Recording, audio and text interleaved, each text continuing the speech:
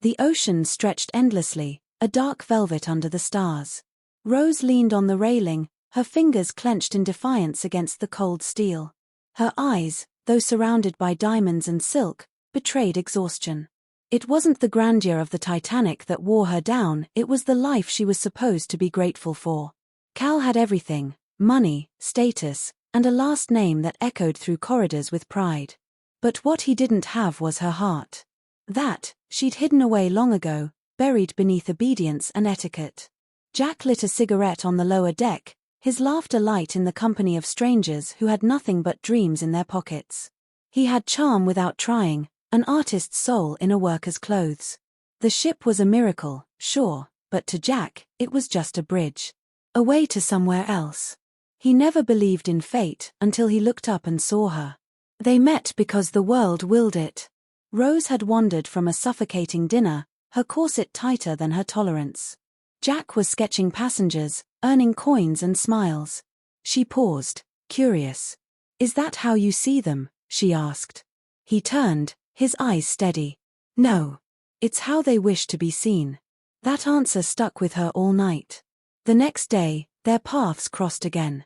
Jack complimented her eyes, not their color, but their sadness. She laughed, genuinely. It was the first time in months she felt seen. Cal was too busy being important. Jack just existed, and somehow, that made him unforgettable. She began seeking him out. At first, with excuses: lost scarf, wrong hallway. But he always knew. He didn't chase, didn't flirt obnoxiously. He simply listened. That was enough to pull her in. He told her about Paris. About drawing in parks, sleeping under bridges, falling in love with moments, not people. Rose confessed nothing ever felt real in her world. Her smiles were rehearsed. Her words, pre-approved. But with Jack, she spoke like breath had returned to her lungs. He sketched her once, just her hands. "These tell the truth," he said. "They're tired of pretending." They stood in silence as the sea whispered below them. Jack reached out, not to touch, but just to be close. That silence screamed louder than anything. It was the moment Rose knew, this was dangerous. Because for the first time, she wanted something not given to her, not arranged or bought. She wanted someone. And she wanted him with the intensity of a woman who had never chosen anything for herself. She pulled back, her engagement ring colder than the wind. "This is foolish," she whispered. Jack didn't stop her. He just nodded. Sometimes foolish things are the only ones worth doing. As she walked away, her heart beat faster than it had in years, not because of fear, but because of hope. Somewhere between the luxury and the lifeboats, something impossible had begun. And it had nothing to do with safety. It had everything to do with freedom. Jack waited on the edge of the deck, sketchpad in hand, but not drawing. He wasn't sure she'd come. But when Rose appeared, her steps uncertain yet determined, he didn't smile, he just moved over, making space. No words at first. Just quiet understanding. "I don't know why I'm here," she said softly. Jack shrugged. "You don't have to." But she stayed. Night after night, they met. No grand declarations, no planning, just confessions under stars. She talked about Cal, about the pressure to be perfect. "I'm a painting in a locked room," she whispered once. Framed, admired, but never touched. Jack didn't argue. He didn't pity her. He let the silence hold the weight of her words. He began sketching her in fragments, her eyes, the curve of her shoulder, her posture when she laughed. "You're not fragile," he told her. "You're unfinished." She asked about his life. He told her stories with color and motion, art shows in alleyways, music on rooftops, lovers who didn't last but still mattered. "I don't need permanence," he said. "Just something real." Rose envied that. Her entire world was built on permanence. Rings, contracts, alliances disguised as relationships. Cal didn't love her, he possessed her. His affection was performative, conditional. And in Jack's presence, she began to see how hollow it all was. One night, her fingers touched Jack's as he handed her a sketch. Neither of them pulled away. It was instinct, not intention. But it lit something. "I shouldn't be here," she whispered. But I can't seem to stop. Jack looked at her, not with desire, but with recognition. You don't have to explain what feels right, he said. And then she kissed him. Quick. Breathless. As if she had stolen something and didn't want to get caught. But in that second, she knew she had already crossed the line. It wasn't guilt that followed, it was fear. Because that kiss had felt more honest than every conversation she'd ever had with Cal. It had felt like her. No script. No audience. The next evening, she brought him to a quiet part of the ship. Draw me, she said, voice shaking. Jack didn't ask why. He simply picked up his pencil. She removed her jewelry, one piece at a time, until she was just Rose, not the fiancée, not the daughter of a social climber. Just a woman wanting to be known. He sketched slowly, reverently. Neither of them spoke. When he was done, she looked at the drawing and didn't recognize herself, but in the best way. She looked like someone who could escape. They didn't make promises. There were no declarations. But in that moment, her betrayal was complete, not because she loved Jack more, but because she had finally chosen something for herself. And even if it couldn't last, even if the ship never reached its destination, she knew something had changed. This wasn't just a secret, it was the first real truth she had ever lived. Cal felt it before he saw it. A shift in Rose's eyes, in her silence at dinner, in the way she no longer reached for his hand.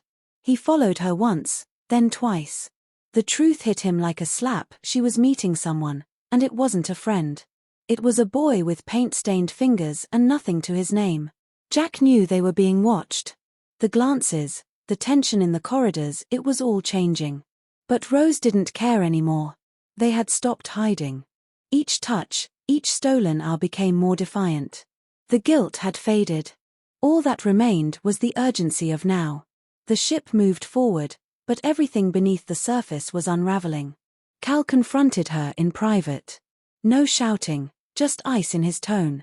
You've embarrassed me, he said. You've confused lust with rebellion. Rose didn't flinch. At least he sees me. Cal grabbed her wrist. You belong to me. She pulled away. Not anymore. The next day, Jack was arrested. A steward claimed he'd stolen a priceless necklace, planted in his coat, exactly where Cal intended it to be. No trial. No defense. Jack was dragged below deck in cuffs while Rose screamed, ignored by every man in uniform. Her world cracked. The illusion of control she thought she'd claimed shattered in an instant. That night, the iceberg came. A distant impact, barely a jolt, but it changed everything. The ship groaned, slowed, then tilted. Chaos followed. Rose searched for him. Locked behind iron bars, Jack was left to drown. She begged for help. None came.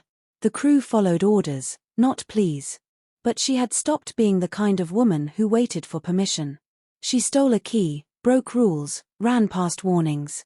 When she found him, shivering and blooded, he smiled weakly. Knew you'd come. The betrayal was no longer just personal, it had become survival. Cal tried to force her into a lifeboat, using her mother as leverage. Think of your future, he warned. Think of your name. Rose looked at the chaos, the fear, the crumbling opulence. And she chose Jack.